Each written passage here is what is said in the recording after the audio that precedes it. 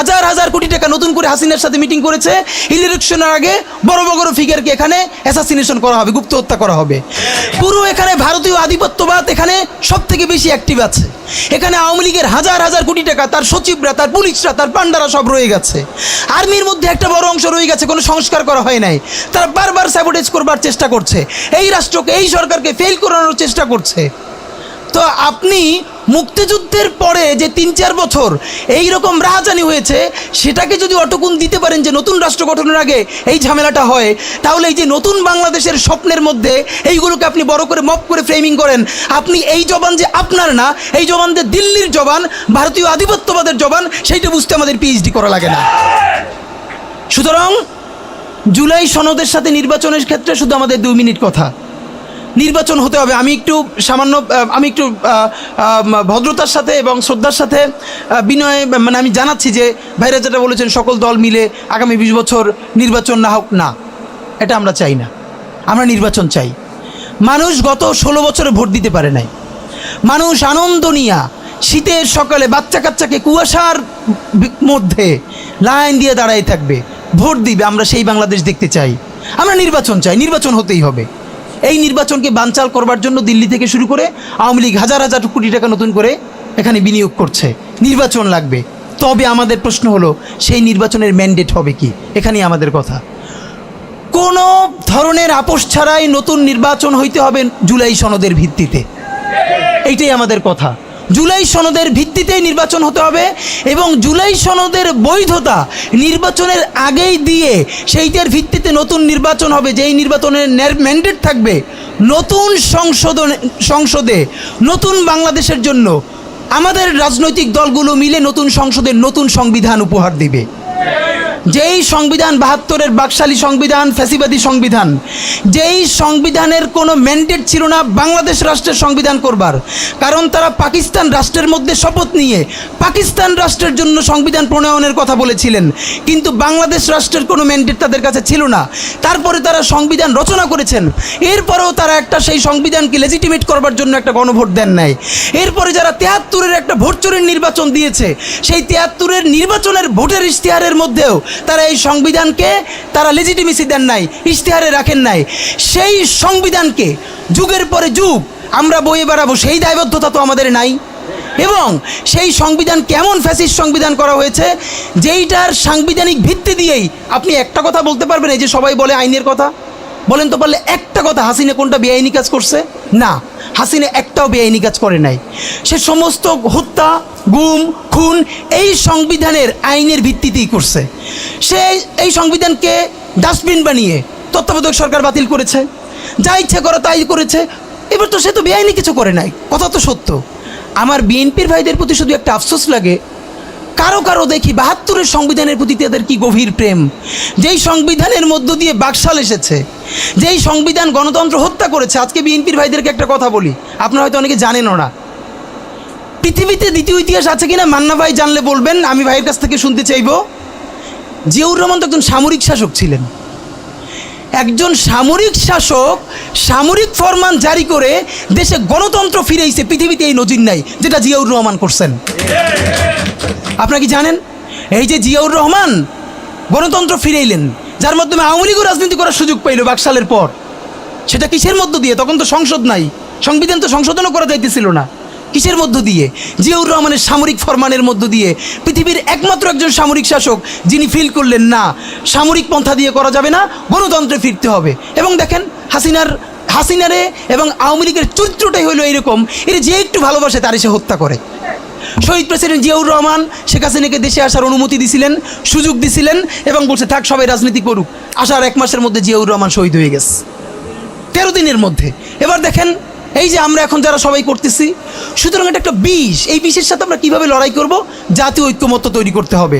সুতরাং political party এবং সবার প্রতি একটা কথা, প্লিজ আপনারা বিএনপিকে শতভাগ কর্নার করে দিয়েন না। বিএনপি এই আধিপত্যবাদ বিরোধী লড়াইয়ের জন্য আমাদের একটা বড় শক্তি। এই শক্তিকে এত বেশি কর্নার করা যাবে না যাতে তারা গিয়ে আওয়ামী লীগের হাত ধরে ফেলে। তারা যদি আওয়ামী লীগের হাত ধরে ফেলে তাহলে লড়াইটা তো আমাদের জন্য আরও কঠিন হয়ে যাবে।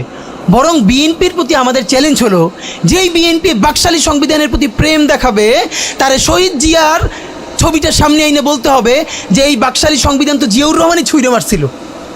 বেগম জিয়া বলেছেন এই সংবিধানকে ছুঁড়ে ফেলা হবে। ওমা এখন বেগম জিয়ার চেয়েও নতুন বিএনপি আসছে, বেশি প্রেমের বিএনপি।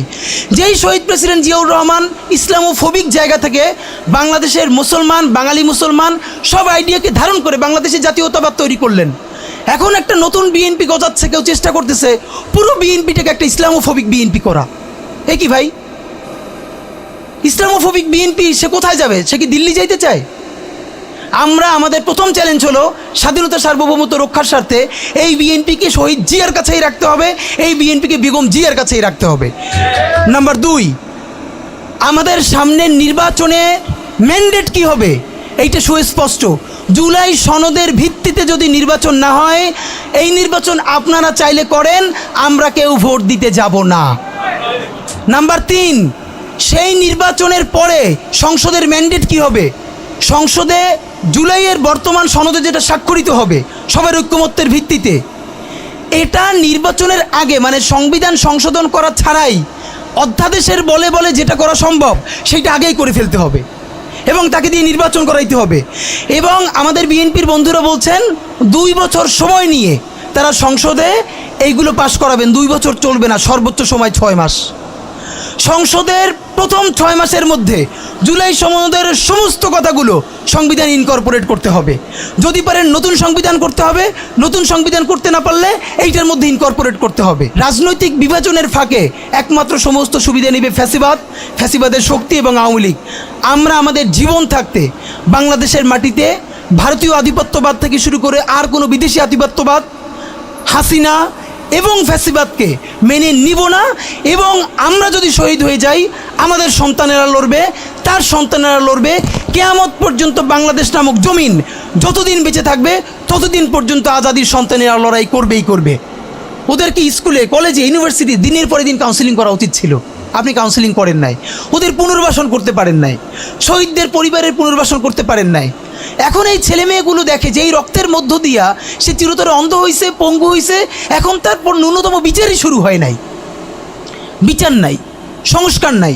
সে বরং দেখতে পাইতেছে সেই আগের পুরনো আওয়ামী লীগ জিকে বসতেছে, যাতে তার মনে হইতেছে সে যে এবার অন্ধ হয়ে বাইচে আছে সেটাও হয়তো বাইচে থাকতে পারবে না, এবার হয়তো তাকে হত্যা করে ফেলা হবে।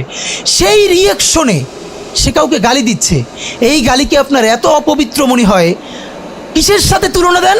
গত 15 বছর যার তুলনা একমাত্র জাহান্নামের সাথে হইতে পারে। তো আপনারা কি বুঝাইতে চান আমাদেরকে? এগুলো মনে করেন আমরা বুঝি না? নাম ধরে বললে পলিটিক্যাল পার্টিগুলো বেশি প্রেশার ফিল করে।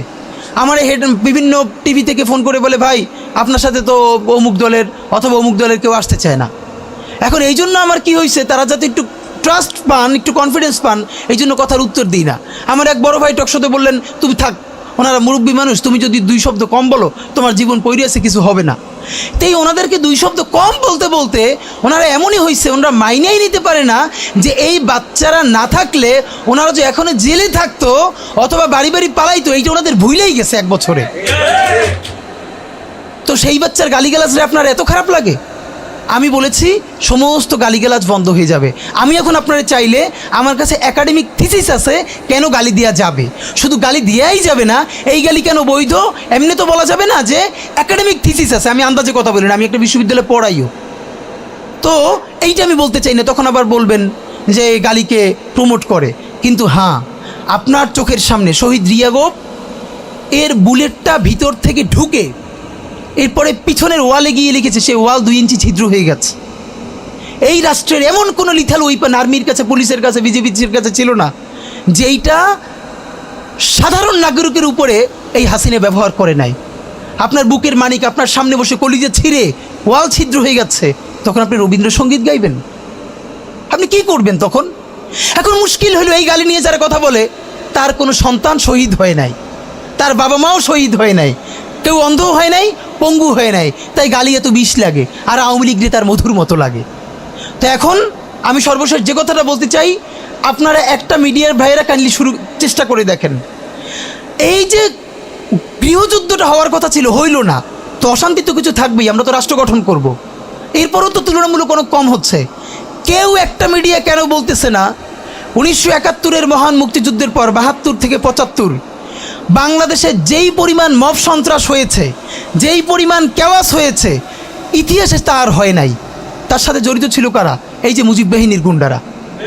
আমার বাবা আমার মা বলেছে মুক্তিযুদ্ধের পরে যে অস্ত্রগুলো জমা দেওয়া হয় নাই, সেই জমা না দেওয়া অস্ত্র থেকে প্রত্যেকটা বাড়িতে বাড়িতে ছিনতাই রাহাজানি। আমার মায়ের আজকে এই কথাটা বলি, আমার মা বলতেছেন আমার নানা একজন সম্ভ্রান্ত আলেম, তিনি যেখানে থাকতেন মুক্তিবাহিনী এবং পাকিস্তান বাহিনী কেউই তাকে কখনো আক্রমণ করেন নাই তার সম্মানে।